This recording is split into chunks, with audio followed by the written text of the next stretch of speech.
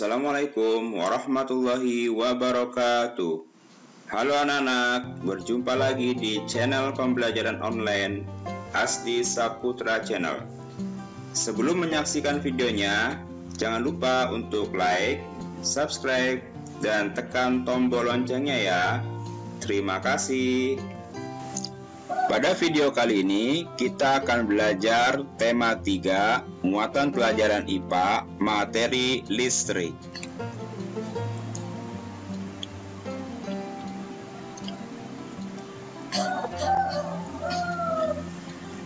A. Arus listrik.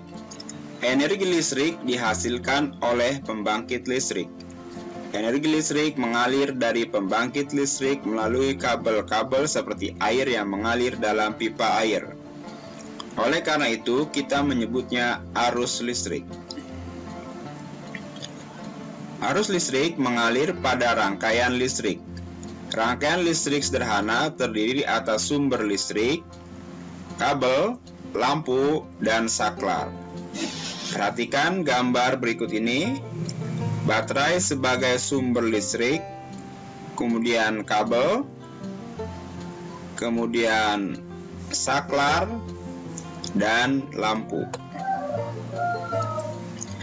Baterai memiliki dua kutub, yaitu kutub positif dan kutub negatif. Arus listrik dapat mengalir apabila di antara kedua kutub tersebut terdapat perbedaan potensial listrik. Kutub positif merupakan daerah dengan potensial tinggi, sedangkan kutub negatif merupakan daerah potensial rendah. Jadi, arus listrik akan mengalir pada potensial tinggi ke potensial rendah melalui penghantar.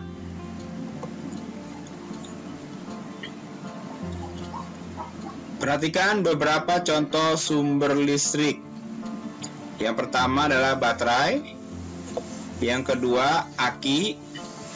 Yang ketiga, dinamo. Dan yang keempat adalah generator. Baik anak-anak, selanjutnya kita saksikan video rangkaian listrik. Rangkaian listrik adalah susunan dari komponen elektronika yang dihubungkan dengan sumber tegangan listrik sehingga dapat menimbulkan arus listrik.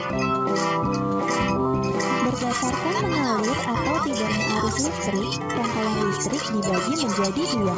Yang pertama adalah rangkaian listrik terbuka, yaitu suatu rangkaian listrik yang tidak dapat mengalirkan arus listrik karena jalur arus terputus atau tidak terhubung. Yang kedua adalah rangkaian listrik tertutup, yaitu suatu rangkaian listrik yang dapat mengalirkan arus listrik karena jalur alurnya terhubung.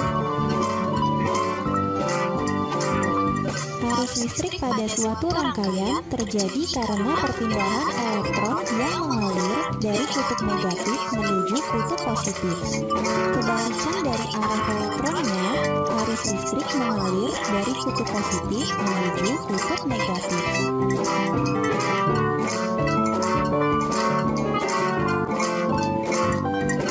Berdasarkan susunannya, rangkaian listrik dibagi menjadi tiga, antara lain 1. Rangkaian seri, 2. Rangkaian paralel, dan 3.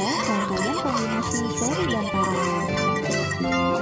Rangkaian seri adalah rangkaian yang disusun secara seri atau berurutan.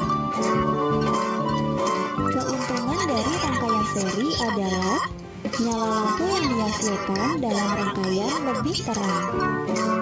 Sedangkan kekurangannya adalah 1. Jika dalam rangkaian terdapat salah satu lampu yang mati atau terputus, lampu yang lain tidak dapat menyala. 2. Lebih banyak memakan energi sehingga sumber energi pada rangkaian listrik akan cepat habis.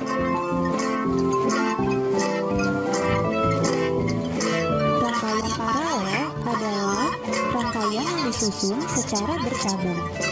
Keuntungan rangkaian paralel adalah 1. Jika di dalam rangkaian ada lampu yang mati, lampu yang lain akan tetap menyala.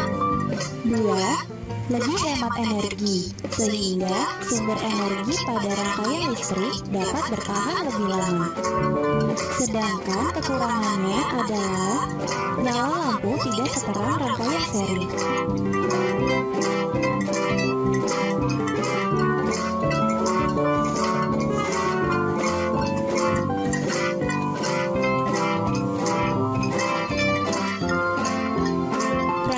Kombinasi adalah rangkaian yang disusun dari gabungan rangkaian berurutan atau seri dan rangkaian bercabang atau paralel.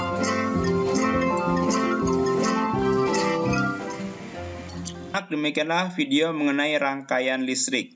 Oh ya, di dalam video tadi terdapat kesalahan ya, yaitu mengenai nyala lampu. Jadi tadi disebutkan bahwa rangkaian seri itu keuntungannya nyala lampunya lebih terang, sedangkan rangkaian paralel kekurangannya nyala lampunya lebih redup. Jadi itu terbalik ya, seharusnya kekurangan rangkaian seri itu nyala lampunya lebih redup, sedangkan kelebihan rangkaian paralel itu nyala lampunya lebih terang dibandingkan dengan rangkaian seri. Nah, untuk lebih jelasnya kita lihat saja ini tabel perbedaan rangkaian seri dan rangkaian paralel. Rangkaian seri pengertiannya adalah rangkaian listrik yang alat listriknya dipasang berderet tanpa cabang. Jadi pasangnya itu disusun secara berderet tanpa ada cabang. Sedangkan rangkaian paralel merupakan rangkaian listrik yang alat listriknya dipasang sejajar sehingga terbentuk cabang di antara sumber arus listrik. Jadi itu perbedaannya ya. Kalau rangkaian seri dipasangnya berderet tanpa ada cabang, sedangkan rangkaian paralel itu memiliki cabang. Ya, jadi ada cabangnya. Kemudian kelebihan rangkaian seri. Nah, kelebihan rangkaian seri itu membutuhkan sedikit komponen listrik, sehingga biaya yang dibutuhkan untuk membuat rangkaian seri lebih sedikit daripada rangkaian paralel. Nah, jadi itu kelebihannya. Jadi kelebihan rangkaian seri itu lebih ekonomis, artinya lebih menghemat biaya karena kabel yang dibutuhkan lebih sedikit dibandingkan rangkaian paralel. Kemudian kekurangan rangkaian seri. Nah, ini kekurangannya satu. Jika salah satu lampu ada yang putus atau mati ya, maka lampu yang lain akan padam. Jadi kalau satu lampu di rangkaian seri itu putus, maka semua lampu itu akan ikut padam. Kemudian yang kedua, lampu menyala lebih redup. Ya, jadi rangkaian seri itu lampunya menyala lebih redup. Kemudian terangnya lampu dengan yang lain tidak sama. Artinya kalau kita di rangkaian seri itu ada 3 lampu yang terpasang, maka nyala lampunya nanti lampu yang pertama terang, lampu yang kedua redup, lampu yang ketiga bisa juga terang gitu atau sebaliknya. Jadi intinya adalah nyala lampunya itu tidak sama. Kemudian kekurangan berikutnya adalah lebih boros daya. Kemudian rangkaian paralel. Kelebihan dari rangkaian paralel adalah, nah jadi ini kebalikannya ya. Kelebihan rangkaian paralel yang pertama, jika salah satu lampu ada yang putus, maka lampu yang lain akan tetap menyala. Nah, itu kelebihannya. Jadi kalau ada lampu satu putus di dalam rangkaian paralel, maka yang lain itu masih tetap bisa menyala. Tadi kebalikan dengan rangkaian seri. Kemudian lampu menyala lebih terang. Jadi paralel itu lampunya bisa menyala lebih terang dibandingkan rangkaian seri. Kemudian yang ketiga, terangnya lampu dengan yang lain sama. Jadi tidak ada yang satu lebih terang, yang satu kurang terang. Tapi di dalam rangkaian paralel itu nyala lampunya stabil, sama ya. Kemudian yang keempat, hemat daya. Kekurangannya adalah, jadi kekurangan rangkaian paralel membutuhkan banyak komponen listrik, sehingga biaya yang dibutuhkan untuk membuat rangkaian paralel lebih besar daripada rangkaian seri, karena dibutuhkan kabel yang lebih panjang, kemudian saklarnya juga lebih banyak dan sebagainya. Jadi biaya yang dibutuhkan itu lebih mahal dibandingkan membuat rangkaian seri. Kemudian kegunaannya, biasanya rangkaian seri itu digunakan untuk lampu senter atau lampu lalu lintas ya. Kalau untuk rangkaian paralel biasanya pada umumnya digunakan untuk rumah ya, di rumah-rumah kita itu biasanya menggunakan rangkaian paralel atau juga bisa menjadi rangkaian campuran. Nah, ini adalah kelebihan dan kekurangan dari rangkaian seri dan rangkaian paralel. Nah, anak-anak, ini ada contoh dari rangkaian seri dan rangkaian paralel. Jadi ini rangkaian seri, kita lihat berbeda ya. Kalau kita bandingkan antara rangkaian seri dengan ini rangkaian paralel. Perbedaannya adalah kalau rangkaian seri itu dipasang berderet. Nah, ini kita saksikan di baterai. Baterai, kemudian ada saklar baterai, kemudian ini dipasangnya secara berderet ya, berderet. Ini juga sama nih, contohnya adalah pembuatan rangkaian seri. Ini baterai, kemudian ini dipasang secara berderet ya, ini rangkaian seri. Nah, ini untuk rangkaian paralel kita lihat dipasangnya memiliki cabang ya, ini kabel, kemudian ini ada cabang, kemudian di sini ada lagi cabangnya seperti yang ini ya, 3 lampu ya, dipasangnya memang lebih rumit dilihatnya karena menggunakan cabang-cabang ya. Nah, jadi tadi kelebihannya kalau rangkaian paralel itu kalau lampu satu ya, salah satu lampu mati, ini salah satu lampu mati, maka lampu yang kedua, yang ketiga itu masih tetap menyala. Itu kelebihannya. Kalau rangkaian seri ini, apabila lampu yang pertama atau lampu di antara salah satu lampu ini ada yang padam, putus, mati, maka lampu yang lain juga akan ikut mati. Ya, ini kekurangan dari rangkaian serinya.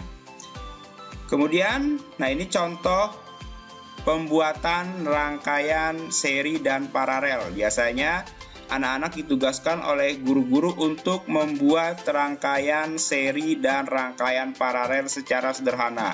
Nah, ini menggunakan 2 buah lampu ya, 2 buah lampu, kemudian 2 buah baterai sebagai sumber arus listrik ya. Nah, ini kita lihat perbedaannya. Ini disusun berderet tanpa ada cabang, kabelnya langsung tanpa ada cabang. Nah, kalau ini disusun memiliki cabang ya, bercabang, sejajar, bercabang. Nah, ini sehingga kalau yang ini lampunya mati, yang ini masih tetap bisa menyala. Kalau ini yang seri ini, kalau yang satu mati, maka yang ini juga akan ikut mati. Nah, kita perhatikan ini nyalanya juga ya. Tadi nyala lampunya mana yang lebih terang, padahal menggunakan 2 sumber baterai yang sama, yaitu nyala lampu yang lebih terang. Kalau dilihat dari gambar adalah tentu rangkaian paralel nyala lampunya lebih terang dibandingkan dengan rangkaian seri ya. Ini rangkaian seri ini nyalanya lebih redup, ada yang nyalanya lebih terang, ini juga nyalanya juga kurang ya. Sedangkan ini stabil, dua-duanya sama terang ya. Jadi ini adalah contoh dari rangkaian seri dan juga rangkaian paralel. C. Terjadinya gejala listrik. Arus listrik dapat mengalir pada sebuah rangkaian tertutup. Nah, kita perhatikan gambarnya. Yang A merupakan rangkaian terbuka, yang B merupakan rangkaian tertutup. Jadi, arus listrik hanya dapat mengalir pada sebuah rangkaian tertutup seperti gambar B. Sedangkan gambar A merupakan rangkaian terbuka di mana ujung rangkaiannya tidak menyambung, terbuka ya. Kemudian 1. Muatan listrik. Semua benda yang kita temui sehari-hari tersusun atas atom-atom yang berukuran amat kecil. Atom terdiri dari inti atom, yaitu proton dan neutron, dan elektron yang mengelilingi inti atom. Proton bermuatan listrik positif, elektron bermuatan listrik negatif, sedangkan neutron tidak bermuatan listrik. Elektron dapat berpindah dari satu atom benda ke atom benda lain. Perpindahan elektron pada suatu benda mengakibatkan benda menjadi bermuatan positif atau negatif. Ketidakseimbangan muatan pada suatu benda dapat menimbulkan gejala kelistrikan yang disebut listrik statis. Baik anak-anak, selanjutnya kita saksikan video listrik statis.